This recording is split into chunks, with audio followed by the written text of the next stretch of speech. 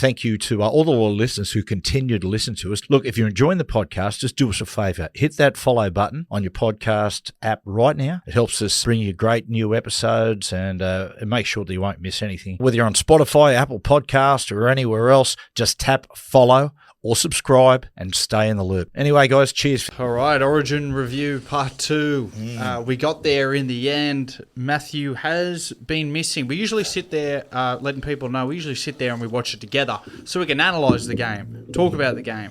Matthew was watching it up at his friend Marty's house. Yeah. And he's come back about an hour and a half post-game. Yeah. A couple of beers as well, is that right? Including one right now. One right now. No, not too many. Probably anything from 12 to 15. But no, pretty good. Mate, kept a keen eye on the game. Yeah, got some good points. I know. Well, I'm surprised you've come back with notes, considering that you've been gone for that long. Yeah, it's all right, mate. Well, I'm Are you right with that can? I'm trying to... Can we remove this? Yeah, remove that. We have a prop that... Yeah, just him. Beheaded him. Okay, what'd you think? Mate, first of all, something that we haven't spoke about, the drama between Aaron Woods and Billy Slater at the start of the week. Shout out to Woodsy for really inspiring Queensland. Thanks, Woodsy, for that. They come out like a ton of bricks. We sort of anticipated that they would.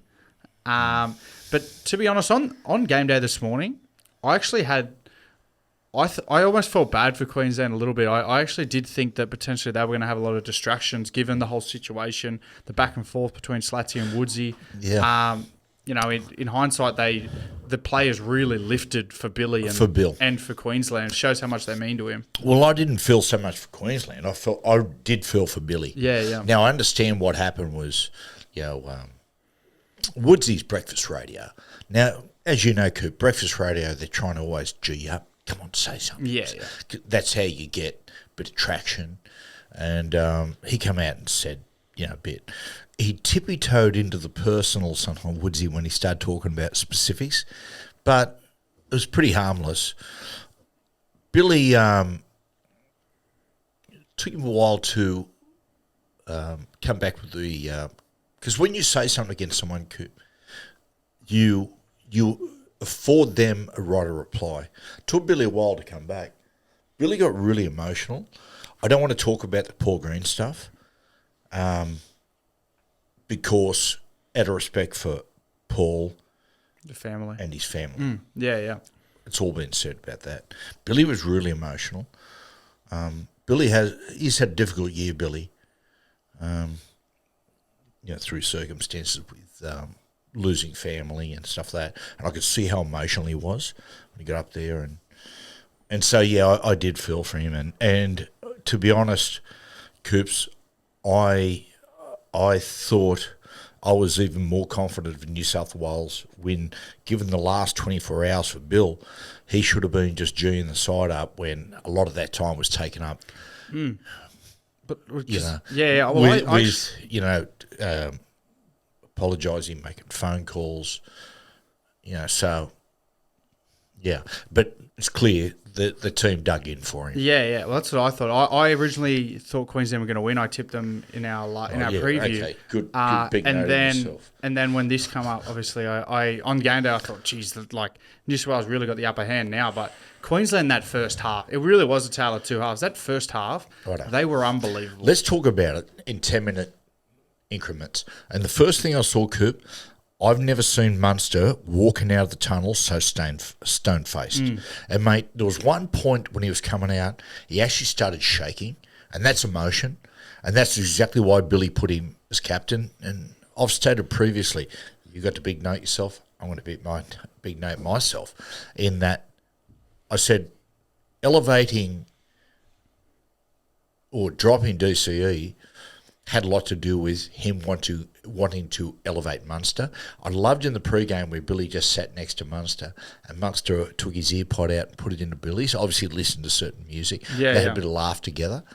But Munster, again, Coop, man of the match. Yeah, he was unbelievable. That bloke. When you talk about the greatest Origin players, right, of all time, and I've said this before, about putting him alongside Wally Lewis, and people scoff.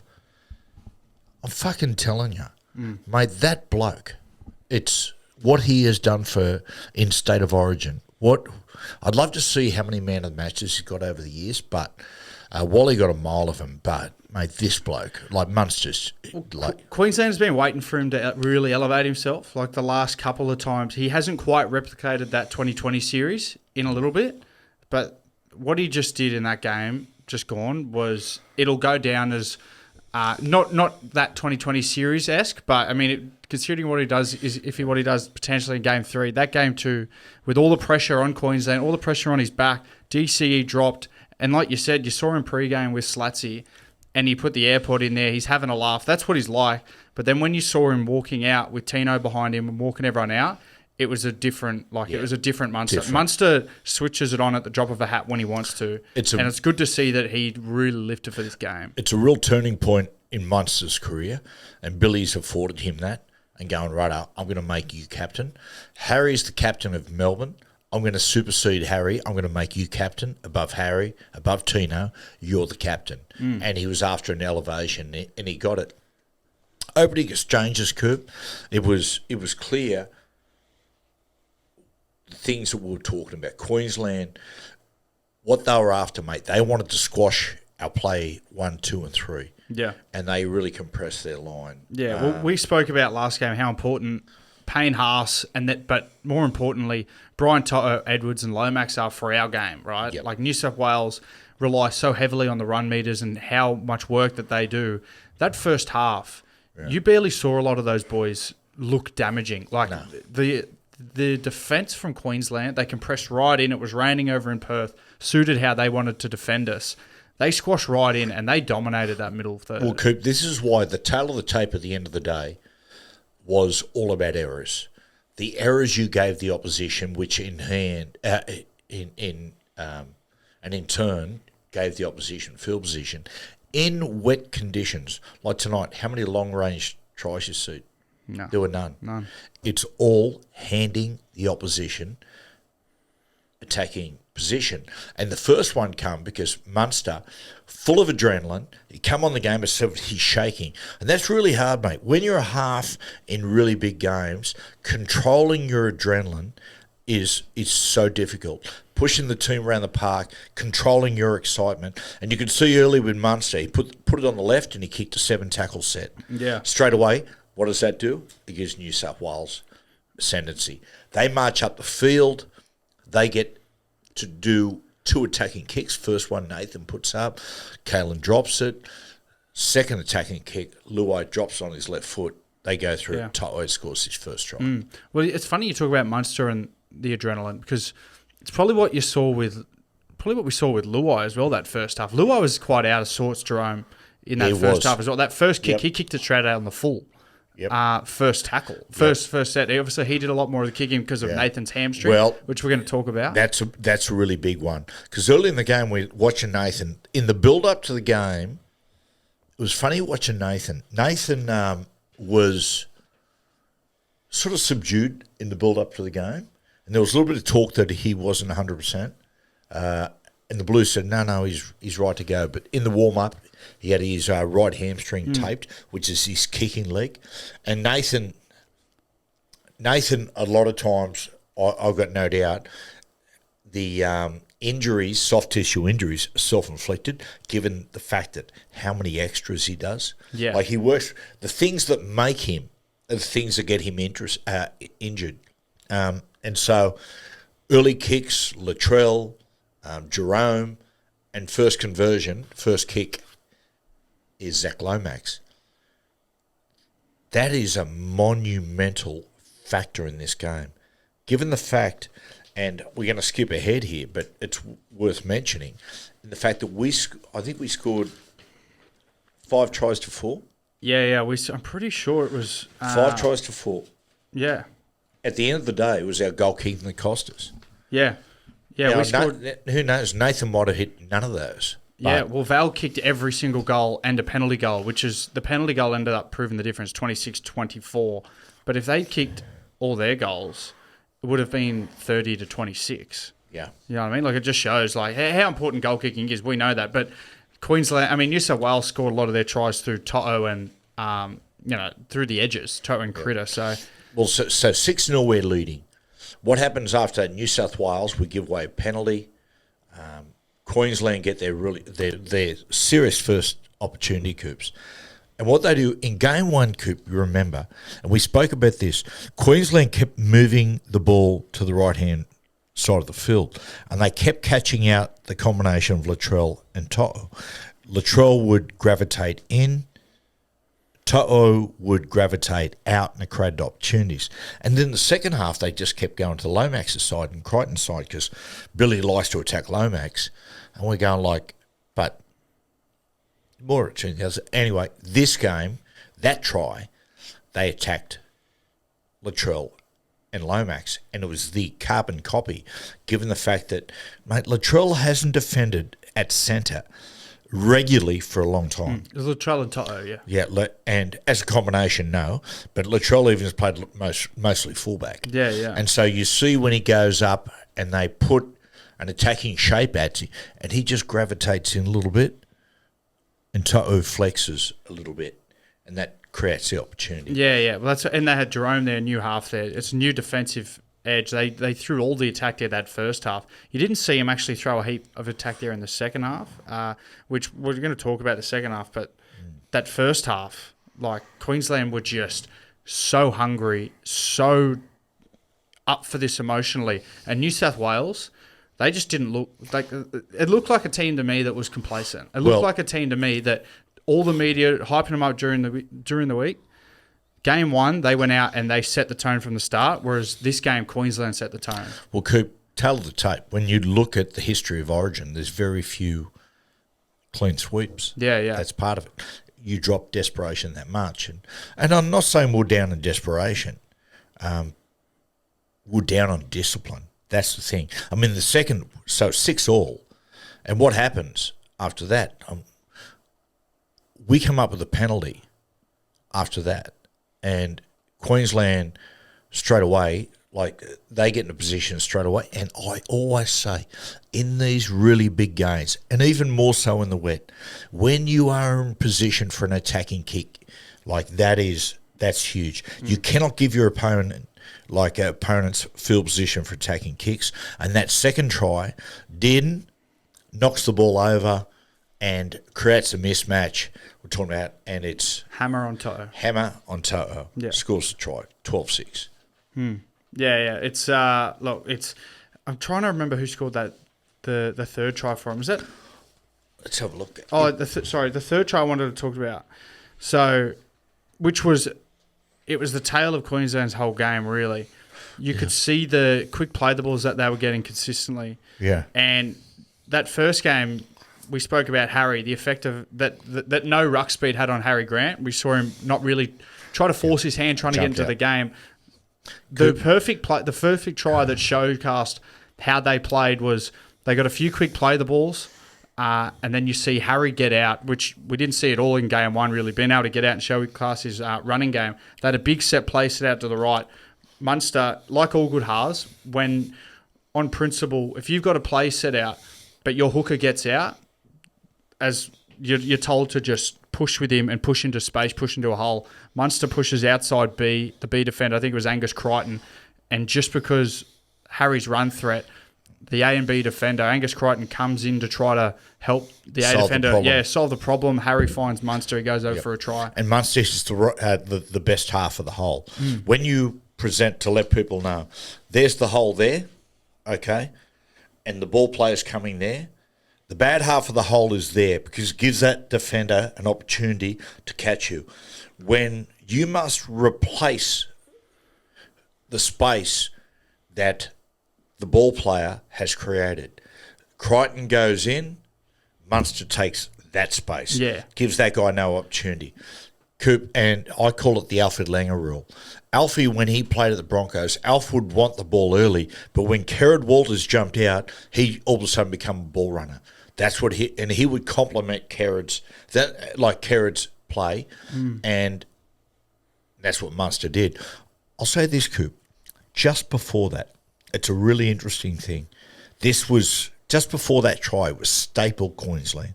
To get them ahead 14-6, both sides are a lot of errors, mate. They're knocking on, and both sides are looking for ascendancy. And this is a really big thing for New South Wales, Coops.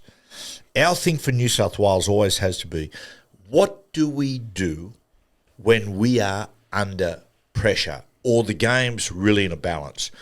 I'll tell you what Queensland did. Queensland reverted to what they do all the time, their staple. In that period, what happens is, when lots of errors, they go whammo, kick early downfield from Munster, attempt for the 40-20, they don't get it. New South Wales State, but the kick chase. They come down, rare in the kick chase, and they put it straight under pressure. A tackle or two later, they trap Lomax elbows. Trent Leara, yeah. 14-6 penalty. That's what Queensland does. Whenever Queensland are under pressure, Coops, that's their football. Simple football. Not trying to advance the ball all the time or try to for the magic play. Simple. Kick long, early, chase like fuck, and then rush them in defence.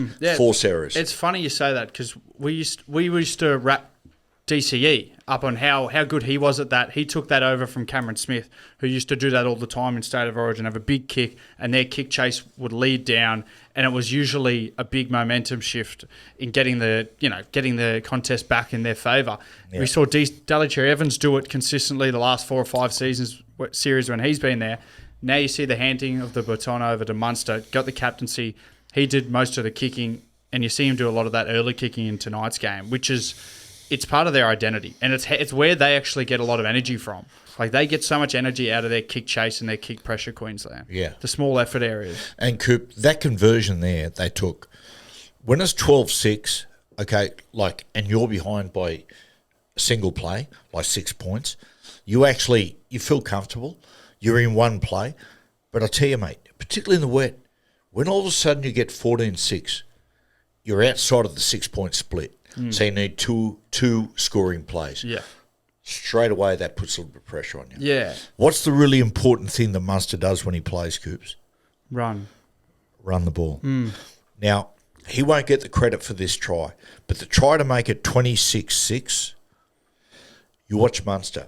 Munster runs the ball, right foot, and he attracts 3 or 4 defenders, and he does a late offload. Yeah. Now, in the next tackle, that leads to Kalen onto Kurt Mann, that wonderful combination, Delaney Hotel, and then he gets knocked out, and all of a sudden Kurt Capewell scores. Now, that comes from Munster. That's him running the football. Yeah. The pebble in the pond, whatever reverberated after that, came from the Munster run and the late offload. Yeah. And they come back to the same reason why Munster scored that try before. Like, quick play the balls is where... And they got a lot of their quick play the balls through their little men, not their big men like New South Wales have done with Payne Haas.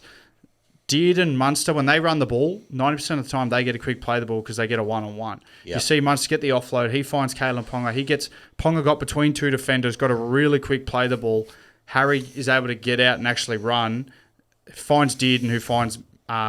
Kurt Mann, who then scores for Capewell. It's their blueprint. We saw how good a job New South Wales did at nullifying their quick play the balls to stop those spine plays in game 1. They just didn't do a good job of it this game.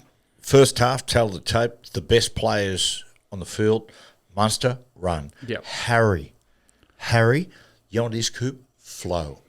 We spoke about this last week. Harry, when he believes he has to go above and beyond, he doesn't tie himself in knots, but he goes against the flow of the game.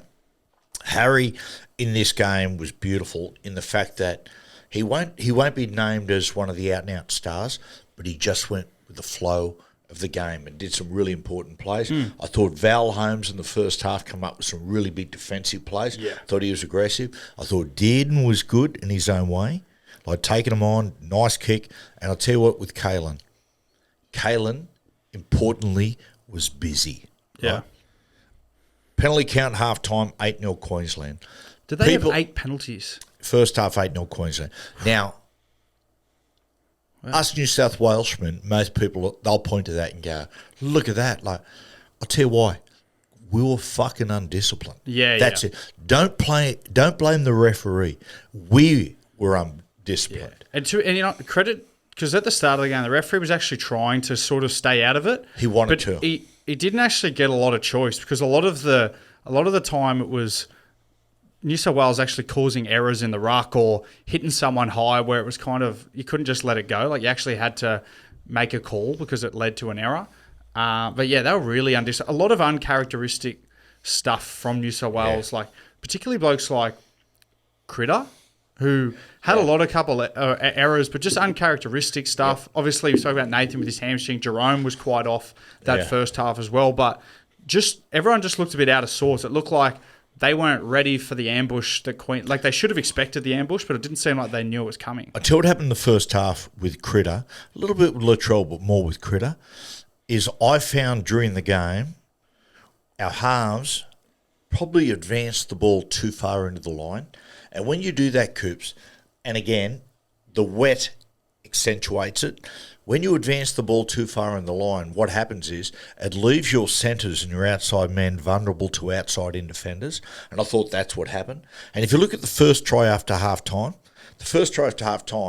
Queensland error, and by the way, I'll say this, when you're leading 26-6 at half-time, everyone just goes, oh, fuck, they're home to get on with it. When you're sitting in that dressing room, it's a really awkward conversation. The conversation is, boys, let's keep doing what we're doing. The score is 0-0. But in all the players' minds, they're going, okay, we've got to protect this lead. Protecting a lead is fraught with danger. It's so bad. It's so so easy to get in the slippery slide, and it happened to Queensland in the second half. At times they lost their nerve, and we nearly snatched it from them. If Queensland had just kept playing, discipline-wise, not being frivolous, but kept playing, they'd have gone on with it. Yeah. But errors, and their mindset was suddenly, let's defend it. Well, when New South Wales mindset in there and they go, all right, we're down by 20 points, go out there and play footy, we need points. When they go out with an attacking mindset and Queensland go out, let's protect this lead, they're on the back foot. It's like in soccer where they park the bus. They put all their defenders, all their people back, just trying to guard the goal. And the other team go, you beauty. And they just come up and just... that's right. It just happens. It happens in every game. It does. And then it was literally the tale of two halves. It was just what Queensland did to New South Wales that first half. They came out firing. New South Wales were on the back foot. They don't know what to do. Queensland, by their own accord, that second half, trying to protect a lead, did put themselves in the same position. They knew New South Wales was going to come out firing shots because they had nothing to lose, but they decided to not fire any themselves. Well, talking about football, the only person I've ever seen that can regularly got success and won Champions League and parking the bus was Mourinho. It was genius. Genius at defence and all the rest of it. But, Queensland invited us back into the contest. And Coop was saying about the halves advancing the ball too far into the line. And we said it leading into the game, what was really important, as I put my glasses on to make myself look more intelligent, was we had to push the ball to the edge. Now, the first try we get after half-time is a byproduct of us pushing the ball to the edge, giving the ball the first time in the game to Latrell early, who gives him a little bit of space, and he puts To'o away, which is 26-10. Soon after, this is a really big one. Isaiah's a really great captain. There's a few things that happen, a bit of a knock-on, all the rest of it. Isaiah goes for the challenge, and we get the penalty. This time, Crichton gets the ball early. Yeah. We give Crichton the ball early. He goes over and scores. Yeah. And so it's like you can see Queensland start to slip. Yeah. Well, what they've done, they've lost their nerve with 15 minutes to go. Yeah, well, like you said in that first half, the halves went so deep into the line, particularly on Crichton's side. They gave Crichton a couple of times, and the winger came out and jammed on him. One time he dropped it, the other time he tapped it onto Lomax. But the two deadliest players on New South Wales side, Crichton and Latrell Mitchell, who you want to get the footy in their hands close to the line. We didn't give them any opportunity in that first half. And it was tough, I understand that. Yeah. But then that second half, they shifted completely. They knew what they had to do. They find Latrell, he finds To'o. And then that second one beautifully, Dylan Edwards doesn't try to draw anyone. He just catches and gives it to him because he knows the last thing that Valentine Holmes wants as a centre is for Crichton to have time to use his strengths, which is his fend and his footwork. Yep. And then even the next try after that, same thing. Latrell gets it early and sets up Toto again. He does. Gets along. And that comes with the fact that this time we kicked early through Luai. And it wasn't a great kick. It was a bit of a bludger kick. It was sort of an attempted banana. But Hammer knocks it on. Yeah, yeah. And all of a sudden, this is where you're going, mate. They're under the pump. 26-14. I think might have been that one that Lomax hit the post or the one before. Yeah, yeah. That's a tough. At the time, I thought to myself, that's a costly one. Yeah. To be 26-16 as opposed to 26-14, it sounds like nothing, but it is a big thing. Yeah, and it's not just the confidence it gives New South Wales. Like, letting people know, when you're a player out there, you're actually looking up at the scoreboard and you're kind of doing the math like, how many tries do we need, yada, yada. Yep. But the confidence that it also gives Queensland as in terms of breathing room as a defence, they go, all right, sweet, don't worry, boys. We're still up by 8. They need 2 tries. Like, we can still manage this game. But if Queensland are kicking off and they go, they're only 1 try away from tying this game, we're in deep shit. Like, it's such a psychological battle in that. Well, at this point, Coop, as you said, psychological battle. Queensland come up with another error with not long to go, and this time Luai puts us in position, Coop, for another attacking kick. Yeah. Drops on his left again, and we score. Yeah, that was a beauty. Angus Crichton. Now it's 26-24 with not long to go. And, mate, Queensland are on skates. Yeah, yeah. But I'll tell you what, Coops, the gods of rugby league, and I've seen this a million times. Now, big note of myself here. Even when we're on the attack in the last minute, what did I say? I don't remember what you said because you were at your mate's place. Yeah. No. Well, I text you and I said, you text me and went, wow, we're going to snatch this. And I said, we won't because we don't deserve to win. I cannot tell you how many times that I have seen games and I've thought to myself, like, we're going to snatch it. But, mate, He called me and he told me, geez, your memory's shot. Mate, he's pretty drunk. I've been listening to him try to talk. He's slurring like half of his words. Sorry. No, and you've been drifting off. He texted me with like 2.5 minutes to go saying, I've seen this 1,000 times. New South Wales don't score. Okay. Yeah, because we don't deserve to win. Yeah, right. We don't. We've been undisciplined. Turn me back down. Sorry, turn him down. And might I say, like, bit of respect. I'm not slurring. But mate, we'll throw it out to the listeners. I'm sitting here trying to understand, and you can't read your notes. You're trailing off. Okay, but people know. I will say, still some beautiful gold coming out of your brain. It's just hard to get from there. Well, to your I'll mouth. ask the listeners. You ask anyone and any other person that critiques this game if they've done a better job than me. No, you're an excellent I would say man. fucking no. 20. Yeah, last 5 minutes we attack all the time. But the bottom line is Queensland have got the desperation. Yeah. At the end of the day, all they've got to do is defend these last couple of sets, and they get defenders there, and they hold us out. And at the end of that, we didn't deserve it. We got beaten the penalty count 10-2. Coops, and as I said before, excuse me for burping in the microphone. As I said before, people will look and go, blow up and go, 10-2, Ashley Klein. It deserved to be 10-2. Yeah. We were really undisciplined. Yeah. Right? 10-2. Regardless, we lost all those conversions.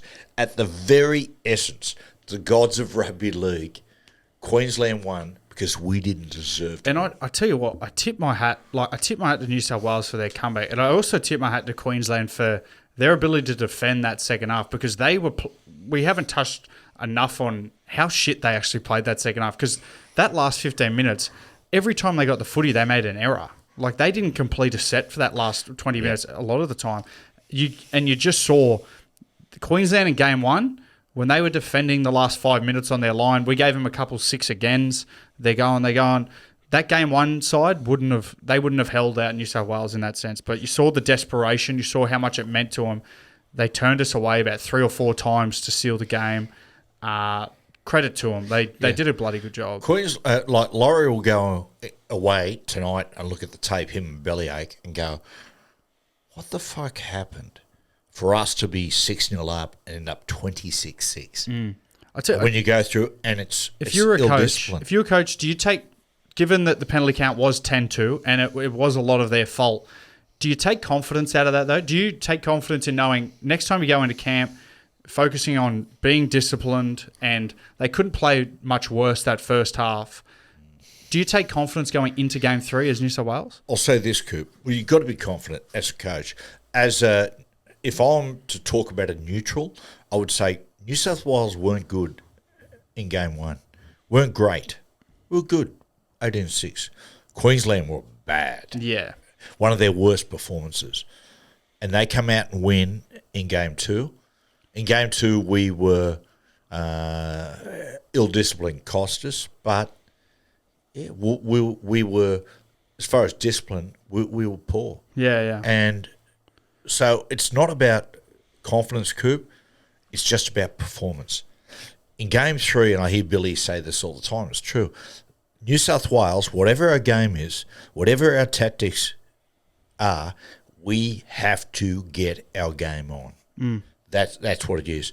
The beauty, 1-1, Yeah, the NRL will love it. Oh, mate, I'm excited that it's going to a tiebreak. I hate dead rubbers. But like I said, you just sort of touched on, Game 1, New South Wales probably played good for about 50 minutes of it. Queensland played bad for about 70 minutes of it. This game, it was 40-40. Queensland played outstanding for the first half. New South Wales played shit. New South Wales played outstanding for the second half. Queensland played bad. It's all shaping up for Game 3. It'd be awesome to see two teams, Queensland and New South Wales, come in, both put 80-minute performances together where they're both at the top, like some of the Origins we've seen in the past, and just see who comes out on top. It's going to be very interesting, Coop, to see how bad Nathan's hamstring is, and if he can go into Game 3. Well, it'd be frustrating for Nathan because this was to be Nathan's series, and for this second one to go in with a hamstring. And it's funny, Coop, going into the build-up of the game, like we said about Munster. Like Munster walked out and you could see he was like, with his beautiful hair that he's just sort of got, maybe he's hiding curtains. A balding thing. I know what that's all about. And when watching the news, when they go to Nathan, he just looked not quite right. You know what I mean? Like, hamstring injuries, it affects, you know what it's like, how much it affects your confidence. Like it's actually such a debilitating injury. Coop, I did about 8 hamstrings. Yeah. I was known before I did hamstrings as the Usain Bolt of Newcastle. And then it just robbed me of my speed, my first step quickness. Well, it could have been. Well, you kept saying, you played State of Origin on the wing. So what about that? Yeah. I know someone chimed in. It is. All these people got injured, and Tommy threw me on the wing. And I'm standing there, and Kenny McGuinness was on the inside of me, and I'm marking Wendell, and I said, fucking Kenny, swap. And he goes, I'm not marking him. Mate, so I was out there for 10 minutes. Other specialist wingers couldn't even mark Wendell, let alone subpar 5'8". Wendell was sledging me relentlessly. I'm going to pull you up there because you just said someone chimed in and said that. You said that. you were the one that said that you played in the wing. Yeah, sorry. Turn me down. It's right. Sorry, another thing. He doesn't. But didn't someone reach out on? Somebody commented on our video saying, "I can't believe this F-wit played State of Origin on the wing for the Blues." They called me a fuckwit. They did, yeah. I didn't tell you that at the time because I didn't want to bring your confidence down. I'm sorry. Hey, defend me. Before I did, I commented back. I said, "Mate, never listen to our podcast again." 3-2-1s for the game as we wrap up. Okay, special mention Val Holmes with his defence. Yeah. Harry with his flow. Brian Tutto, 3 tries. Yeah. He was incredible. He could almost get the 3 points, Brian. He could, yeah. Over 200 metres, I just about run. He was 180 with about 10 to go. 3 tries. I mean, it could be man of the match. Yeah. Look, I've gone 3 Munster. Yep. Modern day Wally. 2 Kurt Catewool. He was really good. Catewool, mate, there's an old saying, Coop, an old dog for a hard road. When you need the job done, you pick the old veteran and he'll get it done. And last week we were talking to Luke Metcalf. He came in 2 weeks ago on the show in the Warriors and we're talking about the team. And he says at times Andrew Webster will say to Kurt, mate, I need you to defend at centre. And Kurt will go, oh, fucking hell, Webby. Fucking, mate, come on. And he goes, mate, I just need you to be there because everywhere you play, you excel. Yeah. And I need you to hold He just it. gets the job done. He actually does just get... There was a real big moment for me. Payne Haas charged at him in the first half, and Kurt Catewell just went whack and hit him right underneath the ribs and put him on his back, which you didn't see once in game one. So shout out to the Capes. Yeah. Who's Whack your of the one? week. And one, I'll split it between Brian Toto and Payne. Payne Haas again. Payne Haas was... Going into game 3, if New South Wales win the series, he's got to be man of the series. He's got to get a Wally Lewis medal. Yeah, we'll see. What about you? My one, I like to start low. I did Harry Grant. I thought Harrison was outstanding, particularly Mate, the first listen, half with his... You don't need to keep giving your boyfriend points. I mean, seriously. Go on. It's right. Keep interrupting. Harry Grant with his attack, outstanding, quick play the balls, but mainly his defence. I think the first game they found him out a lot, tried to spot him up through the middle. This time he showed up, did excellent with his defence. Number 2, Brian Toto. I thought probably the best on the field for New South Wales, in my opinion. Can finish. Sometimes even when there's a lot of cover defence, a lot of wingers won't finish half the tries that Bizza finishes. He just is so hard to tackle inside that 5 metres. And then number 3, I think everyone's man of the match, Money Man Munster. Here comes the money. Shout out to Mundog. Horrendous hairline, but nonetheless... He's getting the old widow's peak. He's a dad now, mate. Know about that, brah. Triple threat. That man Righto, keeps spitting Coos. them out. Time to get a vasectomy, man. Righto, buddy. All Good right. on you, man. Love the game. Bring on the decider.